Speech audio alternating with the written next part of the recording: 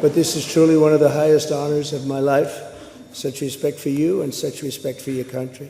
For many decades, His Majesty the King has epitomized the fortitude, nobility, and the spirit of the British monarchy and the British people. In einem Schauspiel königlicher Pracht nahmen Präsident Donald Trump und First Lady Melania Trump am 17. September 2025 an einem historischen Staatsbankett in Windsor Castle teil, ausgerichtet von König Charles III. Und Queen Camilla, dem Höhepunkt des zweiten Staatsbesuchs des US-Präsidenten in Großbritannien. In der prächtigen St. George's Hall fand das weiße Tie-Event mit Reden beider Führer statt. Trump nannte den Besuch eine der höchsten Ehren meines Lebens und lobte die Royals sowie die Sonderbeziehung. König Charles forderte Umweltschutz und hob an auf Präsident Trump und die First Lady und auf Gesundheit, Wohlstand und Glück des Volkes der Vereinigten Staaten. Dieses glanzvolle Ereignis betont die US-UK-Bindungen inmitten globaler Herausforderungen. Mehr aus dem Staatsbesuch folgt.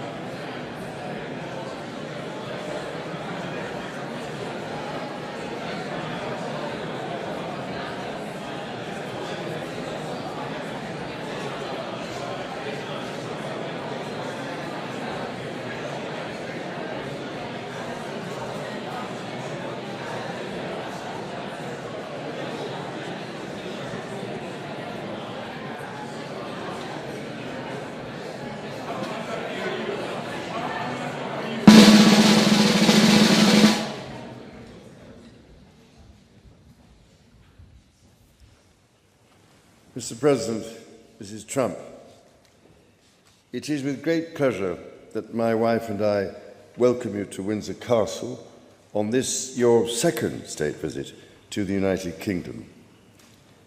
This unique and important occasion reflects the enduring bond between our two great nations, anchored by the deep friendship between our people. This relationship, which with good reason, we and our predecessors have long called special, has made us safer and stronger through the generations. Our people have fought and died together for the values we hold dear. We have innovated, traded, and created together, fueling our economies and cultures through myriad forms of exchange. We have celebrated together, mourned together, and stood together in the best and worst of times. Mr. President, as we approach the 250th anniversary of the Declaration of Independence next year, it is remarkable to think just how far we have come. I cannot help but wonder what our forebears from 1776 would make of this friendship today. The rebel commander and pioneering First President George Washington famously vowed never to set foot on British soil.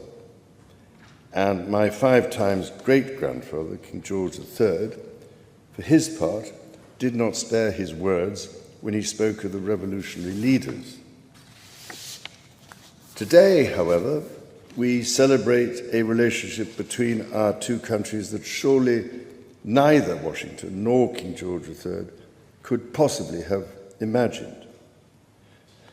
The ocean may still divide us, but in so many other ways we are now the closest of kin. Mr. President, you have spoken of your pride in your British roots. In fact, not only have you set foot on British soil twice in the last 2 months alone, but I understand that British soil makes for rather splendid golf courses. Now, for my part, I have always admired the ingenuity of the American people and the principles of freedom which your great democracy has represented since its inception. Throughout my life, from the very first visit to the United States in 1970, and over 20 visits since that time, I have cherished the close ties between the British and American peoples. In fact, had the media succeeded in the 1970s in their own attempt at deepening the special relationship, I myself might have been married off within the Nixon family.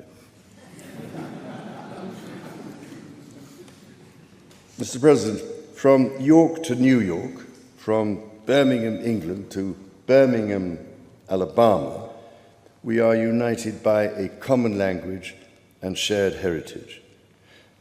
The many thousands of people from each of our countries who have made the other their home have enriched our societies immeasurably, a fact that gives me the greatest pride.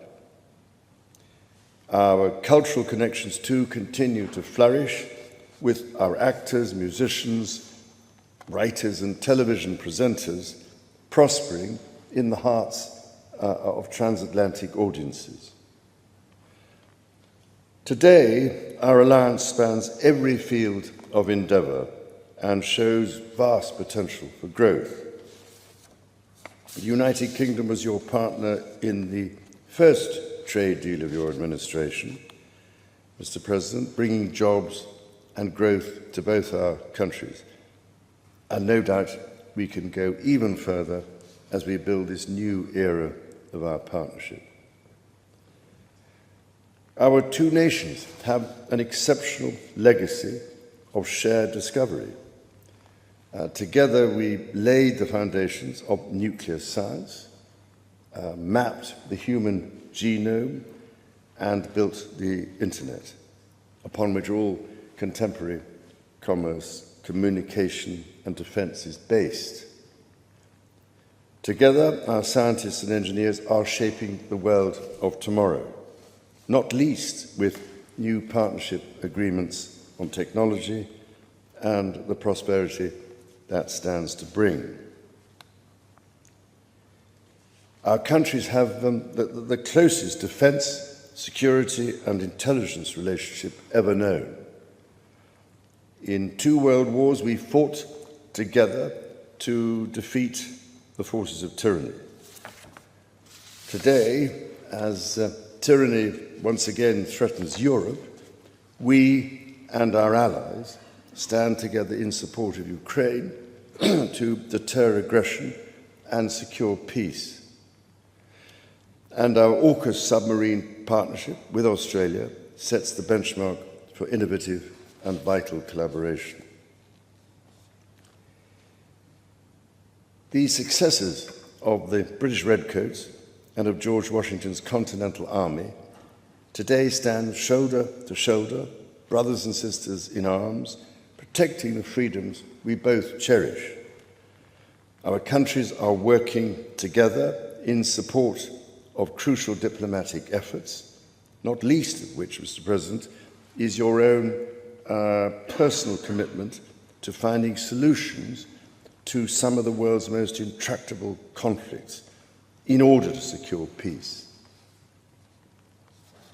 In striving for a better world, we also have a precious opportunity to safeguard and to restore the wonders and beauty of nature for the generations who follow us. We share the ambition and determination to preserve our majestic lands and waters, above all, to ensure that we have clean water, clean air, and clean food. Our legacy for the next 250 years and beyond is to ensure that our children, grandchildren, and those who come after them can experience the awe and magnificence of the natural treasures found in the countryside, on the coasts, in the seas, and in the national parks established by your predecessors and mine. Mr. President, Mrs. Trump, the bond between our two nations is indeed a remarkable one. Forged in the fire of conflict, it has been fortified through our shared endeavours and burnished by the deep affection between our people. Tested time and again, it has borne the weight of our common purpose and raised our ambition for a better world. So, in renewing our bond tonight, we do so with unshakable trust in our friendship and in our shared commitment to independence and liberty. Therefore, as we celebrate this unparalleled partnership, allow me to propose a toast to President Trump and the First Lady, and to the health, prosperity, and happiness of the people of the United States of America.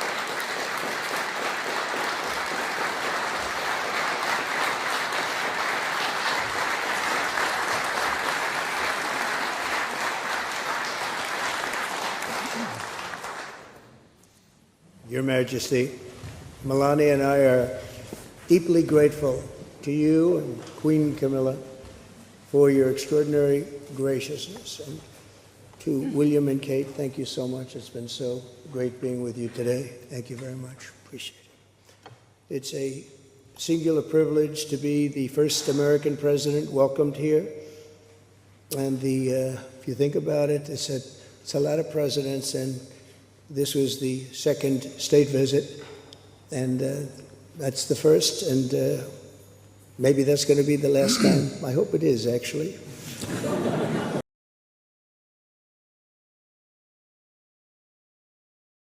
But this is truly one of the highest honors of my life. Such respect for you and such respect for your country. For many decades, His Majesty the King has epitomized the fortitude, nobility, and the spirit of the British monarchy and the British people.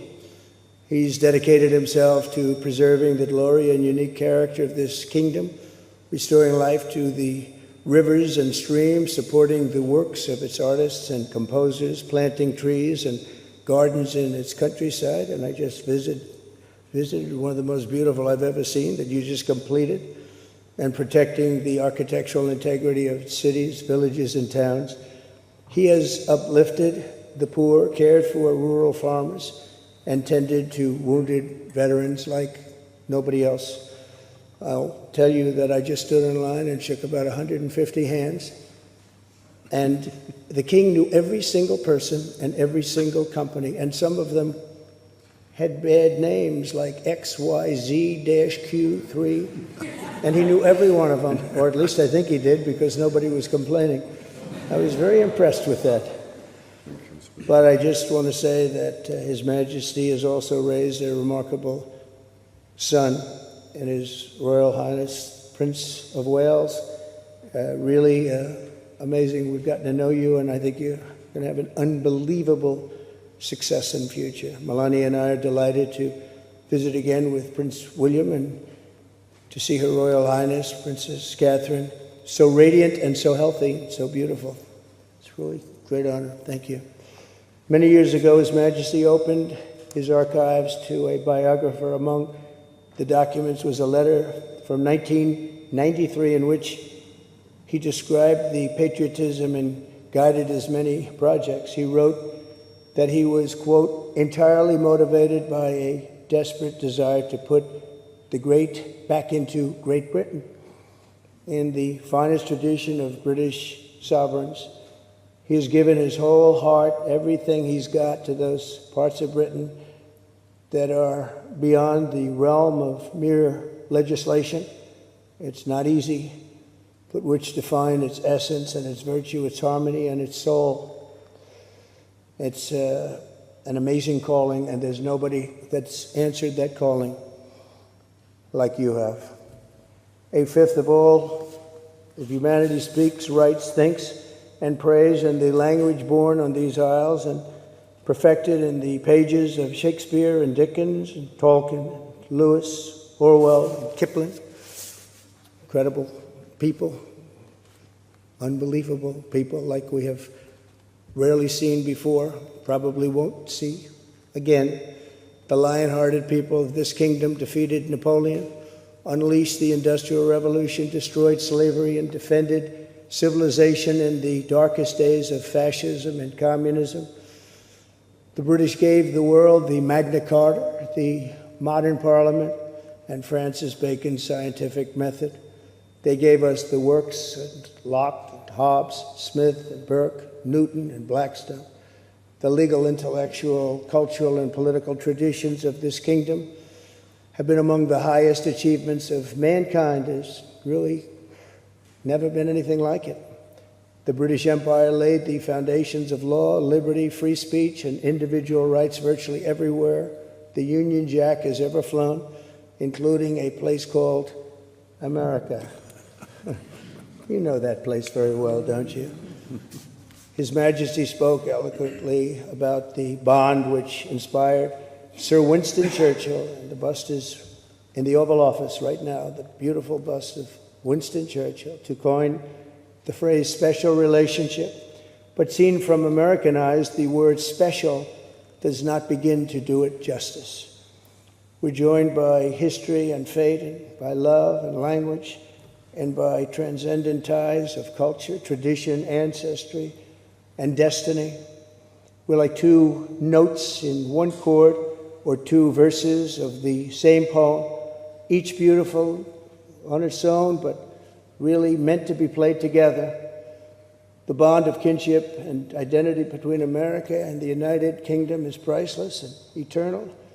It's irreplaceable and unbreakable, and we are, as a country, as you know, doing unbelievably well. We had a very sick country 1 year ago, and today I believe we're the hottest country anywhere in the world. In fact, nobody's even questioning it, but we owe so much of that to you and the footing that you gave us when we started. Together we've done more good for humanity than any two countries in all of history. Together we must defend the exceptional heritage that makes us who we are, and we must continue to stand for the values and the people of the English-speaking world, and we do indeed stand for that.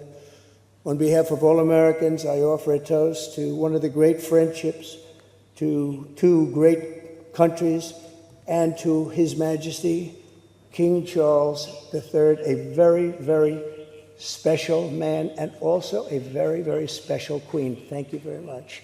Thank you. Thank you very much. It's a great honor to be with you.